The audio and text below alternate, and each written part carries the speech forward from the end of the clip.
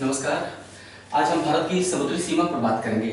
इसके अलावा भारत के आसपास जो सक्रिय खाड़ियां हैं उन पर बात करेंगे और भारत के आसपास समुद्रों में जो चैनल्स हैं, जैसे दो द्वीपों के बीच में जो सकरा समुद्र होता है उसे हम चैनल कहते हैं।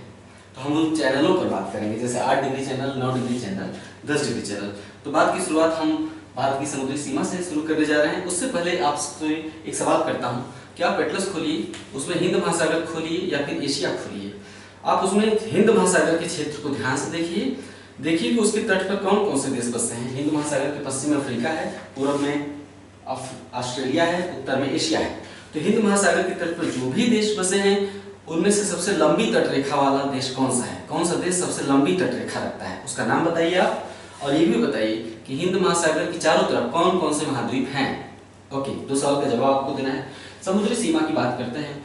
प्रत्येक देश का अधिकार केवल तट तक नहीं होता है, पश्चिमी तट, पूर्वी तट, केवल तट रेखा तक प्रत्येक देश का अधिकार नहीं होता। प्रत्येक देश को समुद्रों में भी कुछ निश्चित दूरी तक अधिकार दिए जाते हैं। क्यों? क्योंकि समुद्र संसाधनों के भंडार है, ताकि देश समुद्रों से भी संसाधनों को निकाल सकें और अपने विकास के उपयोग में ला सकें संसाधनों को। इसलिए समुद्रों में एक निश्चित दूरी तक प्रत्येक देश को यह अधिकार दिया गया है। भारत को भी अधिकार दिया गया है। समुद्रों में देशों को अधिकार देने के लिए आसपास के समुद्रों में, प्रत्येक देश के आसपास समुद्र होता है, प्रत्येक के नहीं लेकिन अधिकतर देशों के पास है। तो आसपास के समुद्रों में देशों को अधिकार देने के लिए और उनकी समुद्री सीमा निर्धारित करने के लिए कि उनकी समुद्री सीमा कहां तक होगी, एक समझौता हुआ 1982 में, जिसका नाम है UNCLOS, UNCLOS। फुल फॉर्म है united nation convention on the law of sea. United nation convention on the law of sea. Law of sea यानी समुद्र का कानून, लॉ ऑफ सी, समुद्र का कानून। तो संयुक्त राष्ट्र समुद्री कानून पर संयुक्त राष्ट्र संधि, हिंदी में क्या हुआ? समुद्री कानून पर संयुक्त राष्ट्र संधि। संयुक्त राष्ट्र में कितने देश हैं बताइए? तो संयुक्त राष्ट्र के सभी देशों ने 1982 में समझौता किया। किस लिए? ताकि प्रत्येक देश की समुद्री सीमा निर्धारित की जा सके। उस संधि को क्या कहते हैं? UNCLOS या समुद्री कानून पर संयुक्त राष्ट्र संधि। तो इसके तहत भारत की 3 समुद्री सीमाएं निर्धारित हुई हैं। इस संधि के तहत ही भारत की 3 समुद्री सीमाएं निर्धारित हुई हैं। समुद्री सीमा हमेशा आधार रेखा से ली जाती है। मान लेते हैं, आपने नाम सुना होगा अनन्य आर्थिक क्षेत्र, 200 नॉटिकल मील तक। कहां से शुरू होता है? तट से नहीं, तट से नहीं शुरू होता है। दूरी तट से नहीं ली जाती है, दूरी आधार रेखा से ली जाती है। ये तट देख रहे हैं, ये सीधा दिखाई दे रहा है, कटा फटा नहीं है। क्यों? क्योंकि भारत का बहुत छोटे रूप में दिख रहा है। जब आप भारत को बहुत जूम करके देखेंगे, तटों को नजदीक से देखेंगे, तो तट आपको बहुत ही कटे फटे दिखाई देंगे, टेढ़े मेढ़े दिखाई देंगे। यही पश्चिमी तट। तो टेढ़े मेढ़े तटों को मिलाने वाली रेखा को हम क्या कहते हैं? आधार रेखा। टेढ़े मेढ़े तट से हम दूरी लेंगे तो ये रेखा भी टेढ़ी मेढ़ी हो जाएगी, है ना? इसलिए एक सीधी रेखा खींचते हैं, तब वहां से दूरी लेते हैं। तो इस सीधी रेखा को हम क्या कहते हैं? आधार रेखा। टेढ़े मेढ़े तटों को मिलाने वाली सीधी रेखा को कहते हैं आधार रेखा। तट और आधार रेखा के बीच जो जलीय क्षेत्र होता है उसे हम कहते हैं आंतरिक जल। ठीक है। तो भारत की 3 समुद्री सीमाएं हैं। एक प्रादेशिक समुद्री सीमा, दूसरा हरे रंग की लाइन जो देख रहे हैं ना तट से, ये प्रादेशिक समुद्री सीमा है। इसको हम कहते हैं अविच्छिन्न मंडल और इसको कहते हैं अनन्य आर्थिक क्षेत्र। तो आइए तीनों को बात करते हैं। यहाँ पे लिखा हुआ है सारा, जो भी मैं बोलूंगा आप यहाँ पे देख सकते हैं, मुझे वहां दिखाने की जरूरत नहीं है, मैं सिर्फ यहाँ देख के बोल रहा हूँ। आधार रेखा से 12 समुद्री मील तक भारत का क्या है? अनन्य प्रादेशिक समुद्री सीमा है। आधार रेखा से 12 समुद्री मील तक। 12 समुद्री मील को आप नॉटिकल मील भी कहते हैं। एक नॉटिकल मील में कितना मील होता है? 1.8 मील। एक नॉटिकल मील बराबर 1.8 मील। तो आधार रेखा से 12 समुद्री मील तक प्रादेशिक समुद्री सीमा। प्रादेशिक समुद्री सीमा तक यानी 12 नॉटिकल मील तक भारत का संपूर्ण अधिकार है। संपूर्ण अधिकार मतलब जितना अधिकार भारत को अपनी भूमि पर है उतना ही अधिकार भारत को आधार रेखा से 12 समुद्री मील तक है। हर तरह का अधिकार है इसमें। अब आते हैं अविच्छिन्न मंडल, संलग्न क्षेत्र या कॉन्टिग्युअस जोन, इंग्लिश में कहते हैं कॉन्टिग्युअस जोन। तो अविच्छिन्न मंडल, संलग्न क्षेत्र या कॉन्टिग्युअस जोन आधार रेखा से 24 समुद्री मील तक, 12 दूनी 24, आधार रेखा से 24 समुद्री मील तक भारत का अविच्छिन्न मंडल है। अविच्छिन्न मंडल में भारत को 3 तरह के अधिकार दिए गए हैं, पीछे लिखे हैं। ये हैं सीमा शुल्क की वसूली का अधिकार, साफ सफाई का अधिकार और वित्तीय अधिकार। यानी भारत आधार रेखा से अधिकतम 24 समुद्री मील तक ही साफ सफाई कर सकता है। इसके बाहर जाकर भारत साफ सफाई नहीं करेगा। भारत आधार रेखा से 24 समुद्री मील तक ही सीमा शुल्क की वसूली करता है। इसके बाहर जाकर भारत सीमा शुल्क की वसूली नहीं करेगा। इसका अर्थ है कि अगर कोई जहाज बाहर से आता है अफ्रीका से और यहाँ से आते हुए अंदर चला आता है यहाँ पर, तो यानी अविच्छिन्न मंडल में प्रवेश कर चुका है, 24 नॉटिकल मील की सीमा के भीतर आ चुका है, भारत उससे सीमा शुल्क वसूल सकता है। लेकिन अगर जहाज अंदर ना आकर यहाँ से मुड़ गया, बैक हो गया, तो भारत उससे सीमा शुल्क की वसूली नहीं करेगा। क्यों? क्योंकि सीमा शुल्क की वसूली करने का अधिकार भारत को केवल अविच्छिन्न मंडल में है, अर्थात आधार रेखा से 24 समुद्री मील तक ही सीमा शुल्क वसूलेगा। ठीक है। इसी तरह इस सीमा तक भारत को वित्तीय अधिकार भी प्राप्त है, यानी कारोबार करने का अधिकार प्राप्त है। ठीक है। अब हम देखते हैं अनन्य आर्थिक क्षेत्र, इंग्लिश में कहते हैं एक्सक्लूसिव इकोनॉमिक जोन। आधार रेखा से 200 नॉटिकल मील तक भारत का अनन्य आर्थिक क्षेत्र है। एक्सक्लूसिव इकोनॉमिक जोन, समुद्री मील या नॉटिकल मील 200। ठीक है। तो इसमें भी भारत को 3 तरह के अधिकार दिए गए हैं। एक, आधार रेखा से 200 नॉटिकल मील तक भारत नए द्वीपों का निर्माण कर सकता है। आधार रेखा से 200 नॉटिकल मील की दूरी तक भारत वैज्ञानिक अनुसंधान कर सकता है, जैसे परमाणु परीक्षण।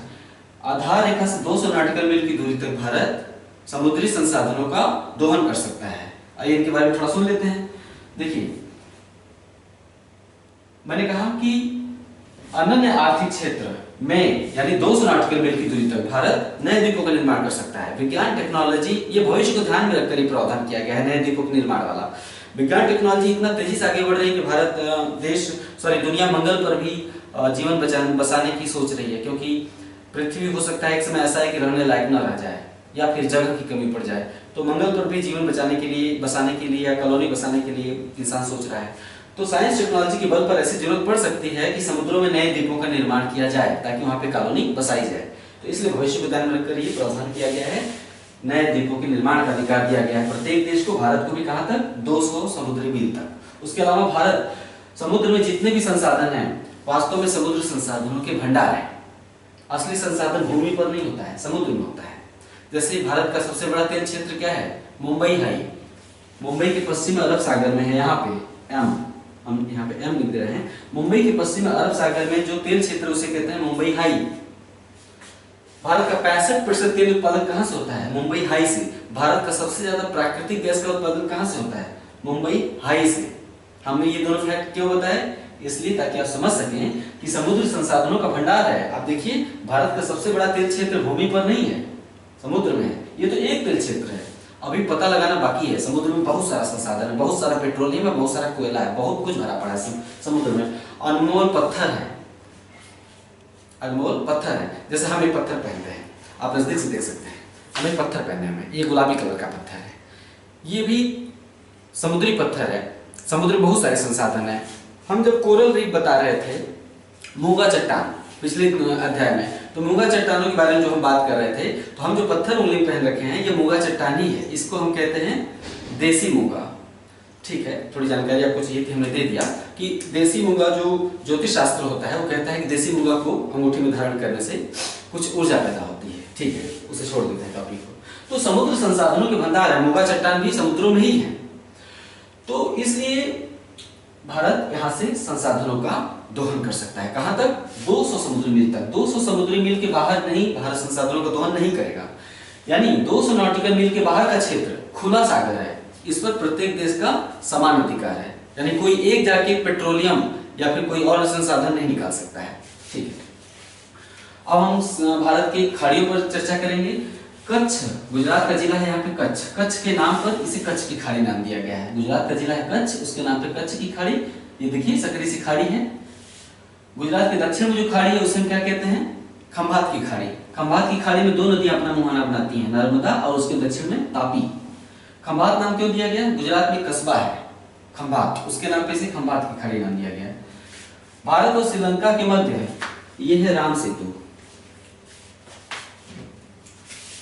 ये है राम सेतु। भारत और श्रीलंका के बीच एक द्वीपों की श्रृंखला है, द्वीपों की श्रृंखला है लगातार, छोटे छोटे द्वीपों की, उसे हम कहते हैं राम सेतु। इसके बारे में अधिक जानकारी आप भारत के द्वीप और मुगा द्वीप जो अध्याय है उसमें जाके आप ले सकते हैं। राम सेतु और पंबन द्वीप के बारे में, राम सेतु, पंबन द्वीप, रामेश्वरम, सारी जानकारी इसमें है। तो राम सेतु के दक्षिण में, भारत और श्रीलंका के मध्य राम सेतु के दक्षिण में जो सागर है उसे कहते हैं मन्नार की खाड़ी। मन्नार की खाड़ी किस राज्य के तट पर है? तमिलनाडु राज्य के तट पर है। ये देखिए तमिलनाडु राज्य का तट यहां से शुरू होता है और यहां तक आता है। ओके, राम सेतु के उत्तर में पाक जल संधि है, नाम से ही जाहिर है जल संधि, यानी जो सकरा समुद्र दो बड़े जलों को जोड़ता है, सकरा जलीय रेखा जो बड़े जल राशियों को जोड़ रही है उसे हम कहते हैं जल संधि।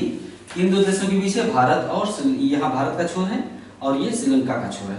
भारत और श्रीलंका के मध्य जो सकरा जल राशि है, समुद्री रेखा संकरेसी, उसे हम कहते हैं पाक जल संधि या पाक जलडमरू या पाक स्ट्रेट। क्या करता है? किन दो सागरों को जोड़ता है? बंगाल की खाड़ी को जोड़ता है, ये पूरा बंगाल की खाड़ी है, और मन्नार की खाड़ी को या बंगाल की खाड़ी को और अरब सागर को। कौन सा स्ट्रेट जोड़ रहा है? पाक स्ट्रेट। किन दो देशों के बीच में? भारत और श्रीलंका के बीच में है। इसके बाद हम खाड़ियों की बात कर रहे हैं। भारत के पश्चिम में अरब सागर है, पूर्व में बंगाल की खाड़ी है। बंगाल की खाड़ी क्या होती है? तीन ओर से जमीन से, तीन ओर से भूभाग से घिरा हुआ समुद्र खाड़ी कहलाता है। तीन ओर से भूभाग से, भारत, दक्षिण पूर्वी एशिया, इंडोनेशिया, इधर इंडोनेशिया दक्षिण पूर्वी एशिया में ही शामिल है, इधर है इंडोनेशिया। और तो इसे हम कहते हैं बंगाल की खाड़ी। इंग्लिश में बे शब्द सुना होगा, bay of Bengal, gulf of Khambhat, इसे बे कहते हैं, इसे गल्फ कहते हैं। जो हिंदी में दोनों को खाड़ी कहेंगे, खंभात की खाड़ी, बंगाल की खाड़ी। तो लेकिन इंग्लिश में बे और गल्फ नाम आता है, यानी जो बड़ी खाड़ियां होती हैं उसे इंग्लिश में बे कहते हैं, BAY, और जो छोटी खाड़ियां होती हैं उसे इंग्लिश में गल्फ कहते हैं। तो इसे गल्फ ऑफ बंगाल नहीं कहेंगे क्योंकि बड़ी खाड़ी है, इसलिए इसे हम बे ऑफ बंगाल कहते हैं। ये सब छोटी छोटी खाड़ियां हैं, gulf of Kutch, gulf of Khambhat, gulf of Mannar, ये हो गया भारत की खाड़ियां। अब द्वीपों के बीच में, दो द्वीपों के बीच में जो सकरा समुद्र होता है उसे हम कहते हैं channel. 8 degree channel, 9 degree channel, 10 degree channel. ये 8, 9, 10, 8, 9, 10 नाम कैसे पड़ा है? वास्तव में ये 8 अक्षांश पर स्थित है, ये 9 डिग्री अक्षांश पर स्थित है और ये समुद्र 10 डिग्री अक्षांश पर स्थित है। जो समुद्री रेखा या जो चैनल जिस नंबर के अक्षांश पर स्थित है उसी अक्षांश रेखा के नंबर के नाम पर उसका नाम रख दिया गया है। जैसे ये पृथ्वी के बीचों बीच क्या है? विषुवत रेखा, इसे 0 डिग्री अक्षांश कहते हैं। उत्तर में 90 डिग्री अक्षांश, दक्षिण में 90 डिग्री दक्षिणी अक्षांश, 90 अक्षांश रेखाएं उत्तर में, 90 अक्षांश रेखाएं दक्षिण में। अक्षांश रेखाओं में पूरी जानकारी आप विश्व भूगोल के अक्षांश देशांतर में जाकर हासिल कर सकते हैं, बहुत अच्छे से उसमें समझाया गया है। ठीक है, तो सबसे लंबी अक्षांश रेखा विषुवत, सबसे छोटी अक्षांश रेखा 9 डिग्री उत्तरी, 9 डिग्री दक्षिणी। टोटल अक्षांश रेखाएं 181, 90 उत्तर में, 90 दक्षिण में और एक विषुवत 181। तो उत्तर में जाएंगे तो इस तरह से 1, 2, ये तो 0 डिग्री है, 0 के उत्तर में 1, 2, 3, 4, हम सारा यहाँ नहीं दर्शा सकते, उत्तर में 90 तक पहुंच जाएंगे। तो जहां से 8 डिग्री अक्षांश रेखा गुजरती है, फिर 9 डिग्री गुजरती है, फिर 10 डिग्री गुजरती है, ये 3 रेखाएं हमने खींच ली, 8, 9 और 10। वास्तव में यहाँ से 8 डिग्री गुजरता है, इसलिए हम इसे कह देते हैं 8 डिग्री चैनल। यहाँ से 9 डिग्री गुजरता है, इसलिए हम इसका नाम दे देते हैं 9 डिग्री चैनल। यहाँ से 10 डिग्री गुजरता है, वही 8 डिग्री उत्तरी अक्षांश, 9 डिग्री उत्तरी अक्षांश, 10 डिग्री उत्तरी अक्षांश, तो इसका नाम हमने रख दिया है, अंडमान निकोबार के बीच में जो सकरा चैनल है 10 डिग्री। यहाँ पे लक्षद्वीप अमीन द्वीप के बीच में जो है उसे 9 डिग्री। आज देखते हैं कि किन द्वीपों के बीच है ये चैनल। भारत के पश्चिम में केंद्र शासित प्रदेश लक्षद्वीप द्वीप के रूप में है। लक्षद्वीप के दक्षिण में भारत का एक द्वीप है जिसका नाम है मिनिकॉय। मिनिकॉय के दक्षिण में दक्षिण एशिया का एक देश है, वो छोटे छोटे द्वीपों के रूप में नाम देते हैं मालदीव, सार्क का सदस्य है मालदीव, यहाँ दिखाई नहीं दे रहा है। तो मिनिकॉय और मालदीव के बीच है 8 डिग्री चैनल, मिनिकॉय और लक्षद्वीप के बीच है 9 डिग्री चैनल, सकरा समुद्र है। अंडमान और निकोबार द्वीपों के बीच है 10 डिग्री चैनल। यहाँ पे अंडमान का द्वीप है little Andaman, LITLE, little Andaman, और इसका नाम है कार निकोबार। भाई इसके दक्षिण में निकोबार द्वीप है और चैनल के उत्तर में अंडमान द्वीप है। तो इसके ठीक उत्तर में लिटिल अंडमान है और ठीक दक्षिण में कार निकोबार है। अक्सर ये प्रश्न पूछा जाता है। कि 10 डिग्री चैनल किन दो द्वीपों के बीच में है। यहाँ पे बहुत सारे द्वीप हैं, उलझा सकता है, याद कर लीजिए लिटिल अंडमान और कार निकोबार के बीच है। तो ये हो गया भारत के चैनलों के विषय में जानकारी। अच्छा एक चीज है, याद करने में पहले दिक्कत होती थी, मुझे भी एक समय था जब मैं नहीं समझता था तो भूल जाता था कि दक्षिण में 8 डिग्री है कि उत्तर में 8 डिग्री है। जैसे 8 है और 9 है तो मैं भूल जाता था कि यहाँ पे 8 होगा कि यहाँ पे 8 होगा। लेकिन अब स्पष्ट है, जब मैंने अक्षांश रेखाओं को समझ लिया तो स्पष्ट हो गया कि विषुवत से जब चलेंगे तो पहले 8 पड़ेगा, फिर 9 पड़ेगा, फिर 10 पड़ेगा, है ना। तो पहले 8 है, फिर 9 है, फिर 10 है। ये हो गया भारत की समुद्री सीमा, भारत के आसपास की सक्रिय खाड़ियां और भारत के आसपास के चैनल्स। एक महत्वपूर्ण अंडमान निकोबार द्वीप समूह का उल्लेख आया है, तो मैं बता दूं अंडमान निकोबार द्वीप समूह को हम क्या कहते हैं, मरकत द्वीप भी कहते हैं। अंडमान निकोबार द्वीप को हम मरकत द्वीप भी कहते हैं। एक चैनल छूट रहा था, अंडमान निकोबार के उत्तर में लाल रंग का द्वीप आप देख रहे हैं, ये इस पर म्यांमार का अधिकार है, इसे हम कोको द्वीप कहते हैं। कोको और अंडमान के बीच जो सकरा समूह चैनल है उसे हम कहते हैं कोको चैनल। कोको द्वीप किसका है, म्यांमार का। म्यांमार के कोको द्वीप और भारत के अंडमान द्वीपों के बीच में जो चैनल है उसे हम कहते हैं कोको चैनल। ठीक है, आज का चैप्टर खत्म। इसके बाद अगले वीडियो में जस्ट आज ही वो अपलोड भी हो जाएगा। आज मैं 2-3 वीडियो अपलोड करने के मूड में हूँ। तो इसके बाद हम अब भारत की चट्टानें पढ़ेंगे, भारत के अलग अलग क्षेत्रों में, जैसे गोंडवाना चट्टान है ना, धारवाड़ चट्टान, अलग अलग चट्टानें अलग अलग काल में निर्मित हुई हैं, उनका नामकरण कर दिया गया, धारवाड़, गोंडवाना, कुड़प्पा, विंध्यन, आर्कियन। तो चट्टानों का अध्ययन इसलिए जरूरी है कि अक्सर सवाल पूछता है कि फला चट्टान में कौन सा खनिज पाया जाता है, फला चट्टान में कौन सा खनिज पाया जाता है। तो आमतौर पे लोग देखता हूँ भारतीय भूगोल में मिट्टी पढ़ेंगे, नदियां पढ़ेंगे, पर्वत पढ़ेंगे, पठार पढ़ेंगे, ठीक है सब रट लिया, लेकिन सवाल आजकल मुख्य चैप्टरों से कम आ रहे हैं, जिन्हें आप गैर महत्वपूर्ण मानते हैं वहां से ज्यादा आ रहे हैं। तो इसलिए चट्टानों को नजरअंदाज करना। आपने अक्सर सुना होगा कि लोग जीएस का प्रश्न पत्र हल करके आएंगे, बोलेंगे कि 150 में से 108 हल कर दिए हैं। उनको ऐसा लगता है कि 150 में से 108 हो गया, कोई कहता मेरा 115 है, लेकिन जब चेक करना शुरू करते हैं तो 98-99 पे आ जाते हैं और सोचने लगते हैं कि कट ऑफ पे पहुंचूंगा कि नहीं।